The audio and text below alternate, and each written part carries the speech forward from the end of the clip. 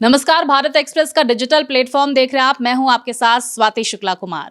संसद के शीतकालीन सत्र के दौरान जहां पर सड़क से लेकर सदन तक हंगामा देखने को मिला, तो वहीं कल धक्का मुक्की की राजनीति भी हुई और धक्का मुक्की की राजनीति के बाद आरोप प्रत्यारोप का दौर भी देखा गया। लेकिन बड़ी बात आपको बता दें, राहुल गांधी पर धक्का मुक्की की राजनीति के बाद अब एफआईआर भी दर्ज की गई है और इसी के मद्देनजर राहुल पर सांसद प्रताप सारंगी और मुकेश राजपूत के साथ मारपीट का आरोप लगाया गया है। अब देखिए, ये कोई नई बात नहीं है जब राहुल गांधी पर एफआईआर दर्ज हो रही है। दरअसल अब तक 2014 से लगभग 20 से ज्यादा एफआईआर राहुल गांधी पर दर्ज कर दी गई है। अब देखिए कब कब ये एफआईआर दर्ज हुई है, चलिए आपको सिलसिलेवार तरीके से बता देते हैं। दरअसल साल 2014 में राहुल गांधी पर पहला कोर्ट में मुकदमा दर्ज हुआ था, जहां पर यह केस महाराष्ट्र के भिवंडी स्थित जॉइंट सिविल जज की अदालत में दर्ज किया गया था।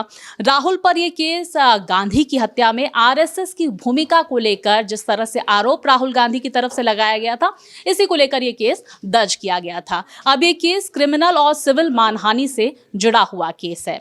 वहीं 2016 की अगर हम बात करें तो राहुल गांधी पर असम की राजधानी गुवाहाटी में मानहानि का मुकदमा दर्ज किया गया था।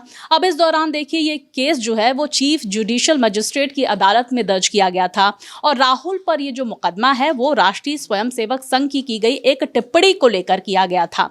राहुल ने हत्या से जुड़े इस मामले में संघ पर विवादित टिप्पणी की थी, जिसको लेकर आरोप प्रत्यारोप का दौर भी हमने देखा। लेकिन ये मुकदमा राहुल गांधी पर 2016 में दर्ज किया गया था। अब साल 2018 का भी जरा जिक्र कर लेते हैं। दरअसल राहुल गांधी पर 3 मुकदमे इस दौरान दर्ज किए गए थे। आपको बता दें कि पहला मुकदमा उत्तर प्रदेश की राजधानी लखनऊ और दूसरा मुकदमा सुल्तानपुर में दर्ज किया गया था और तीसरा मुकदमा भी अगर हम आपको बताएं तो तीसरा मुकदमा इस दौरान झारखंड के रांची में दर्ज किया गया था। अब राहुल गांधी पर दोनों मुकदमा जो है वो प्रधानमंत्री नरेंद्र मोदी और भारतीय जनता पार्टी के कार्यकर्ताओं पर विवादित टिप्पणी को लेकर किया गया था। अब देखिए, ये मुकदमा भी मानहानि से जुड़ा हुआ है, यानी कि 2018 में भी राहुल गांधी की मुश्किलें बढ़ती हुई साफ तौर पर नजर आई। अब जिक्र कर लेते हैं 2019 का। जी हां, साल 2019 में राहुल गांधी पर सबसे ज्यादा यानी कि 5 मुकदमे राहुल गांधी पर इस दौरान दर्ज किए गए थे। अब कब कब ये मुकदमे हुए थे? दरअसल इस केस में देश के अलग अलग हिस्सों में ये मुकदमा दर्ज किया गया था। ये पूरा मामला जो है वो मोदी सरनेम से जुड़ा हुआ था। हमने देखा था किस तरह से उस वक्त तमाम आरोप प्रत्यारोप का दौर भी देखा गया था। राहुल ने एक रैली में सवाल उठाते हुए कहा कि सारे मोदी सरनेम के लोग ही, इस तरह की आपत्तिजनक टिप्पणी जो है वो मोदी सरनेम को लेकर राहुल गांधी की तरफ से किया गया था। दरअसल राहुल पर मोदी सरनेम मामले में सूरत, पटना, रांची, अहमदाबाद और नई दिल्ली में केस दर्ज किया गया था। अब देखिए, सूरत केस में उन्हें दोषी भी ठहराया जा चुका है, जहां पर बाकी मामलों की सुनवाई फिलहाल चल रही है। तो सूरत केस की वजह से ही 2023 में राहुल गांधी की सदस्यता गई थी, आपको याद होगा वो दौर। अब 2021 का भी जब जिक्र हम करते हैं तो राहुल गांधी पर इस दौरान 3 मुकदमे दर्ज हुए थे। आपको बता दें कि पहला मुकदमा झारखंड के चाईबासा में दर्ज किया गया था, तो दूसरा मुकदमा दिल्ली में दर्ज किया गया था। अब तीसरा मुकदमा जो है वो मुंबई में राहुल गांधी के खिलाफ दर्ज हुआ था, यानी कि हर साल राहुल गांधी पर कोई ना कोई मुकदमे अब दर्ज होते रहते हैं। वहीं दिल्ली वाला मुकदमा अगर हम उसकी बात करें तो रेप विक्टिम को लेकर किए गए दावों की वजह से राहुल गांधी पर मुकदमा दर्ज हुआ था। इसमें राहुल पर पॉक्सो की धारा भी लगाई गई थी। मामले की सुनवाई दिल्ली हाईकोर्ट में एक तरफ चल रही है, तो वहीं ये गंभीर मामला है और राहुल गांधी अगर इसमें दोषी पाए जाते हैं तो उन्हें 2 साल या फिर उससे ज्यादा की सजा मिल सकती है। अब चाईबासा का भी जिक्र कर लेते हैं। मुंबई का मामला भी मानहानि से जुड़ा हुआ है। दोनों केस में मोदी और बीजेपी कार्यकर्ताओं पर राहुल की तरफ से टिप्पणी की गई थी। अब 2022 में राहुल गांधी पर 2 मुकदमे दर्ज हुए थे, यानी कि 2022 में भी राहुल गांधी की मुश्किलें कम होती हुई नहीं नजर आ रही थी।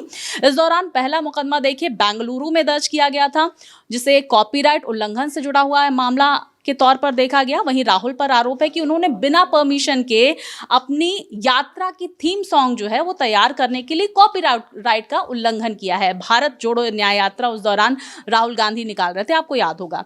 अब देखिए, राहुल का दूसरा जो मामला है लखनऊ में दर्ज है। राहुल पर इस केस में वीर सावरकर पर विवादित टिप्पणी का आरोप है, जिसको लेकर हमने देखा किस तरह से सियासत भी जोरों पर देखने को मिली थी और इस पर राहुल गांधी को भारतीय जनता पार्टी ने बहुत घेरा था।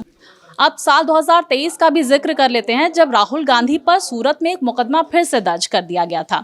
दरअसल इस दौरान ये मुकदमा सूरत के एडिशनल डिस्ट्रिक्ट जज के पास दर्ज किया गया और राहुल पर मोदी समाज को अपमानित करने का आरोप लगाया गया था, जैसे कि पहले भी ये आरोप लगा था। अब देखिए 2024 यानी कि इस साल का जिक्र कर लेते हैं। अब राहुल गांधी पर इस साल 4 मुकदमे अब तक दर्ज हो चुके हैं। दिसंबर का महीना है। अब जनवरी 2024 में असम में राहुल पर भारत जोड़ो न्याय यात्रा के दौरान हिंसा भड़काने के आरोप में केस दर्ज कर दिया गया था और इसी महीने राहुल पर कर्नाटक के बेंगलुरु में बीजेपी के कार्यकर्ताओं को लेकर विवादित टिप्पणी का आरोप भी देखने को मिला था। दूसरी तरफ सितंबर महीने में राहुल गांधी ने अमेरिका में सिख समुदाय और आरक्षण को लेकर टिप्पणी की थी। इस केस में राजधानी दिल्ली में राहुल गांधी के खिलाफ 3 जगहों पर यहां पर केस दर्ज किया गया था। दूसरी तरफ अब राहुल गांधी पर संसद में मारपीट के आरोप में भी केस दर्ज हुआ है। वहीं देखिए कल हमने देखा किस तरह से एक बीजेपी सांसद की तरफ से ये कहा गया था कि उन्होंने धक्का दिया है राहुल गांधी ने। प्रताप सारंगी हो या फिर जिस बात का हमने जिक्र किया, काफी गंभीर चोटें भी प्रताप सारंगी को आई हैं और मुकेश राजपूत का भी यही कहना है कि राहुल गांधी ने धक्का मुक्की के दौरान उन्हें चोटें पहुंचाई है और इसी को लेकर राहुल गांधी पर ताजा मामला दर्ज किया गया है। यानी कि राहुल गांधी की मुश्किलें जो है वो फिलहाल कम होती हुई नजर नहीं आ रही हैं। 2014 से लगातार राहुल गांधी पर अनेक मुकदमे जो हैं वो दर्ज हो चुके हैं। आने वाला वक्त, आने वाला साल राहुल गांधी के लिए कैसा होगा ये भी देखना यहाँ पर महत्वपूर्ण होगा। फिलहाल संसद के शीतकालीन सत्र का आज आखिरी दिन है। हमने देखा किस तरह से सदन की कार्यवाही शुरू होते ही हंगामा देखने को मिला। लोकसभा अनिश्चितकालीन स्थगित कर दी गई है अनिश्चितकाल के लिए और राज्यसभा की कार्यवाही जो है वो यहाँ पर सुचारू रूप से आज देखने को मिली। हालांकि हंगामा भी वहां पर देखा गया, लेकिन आज एक बार फिर से प्रदर्शन का दौर सदन के बाहर लगातार जारी है।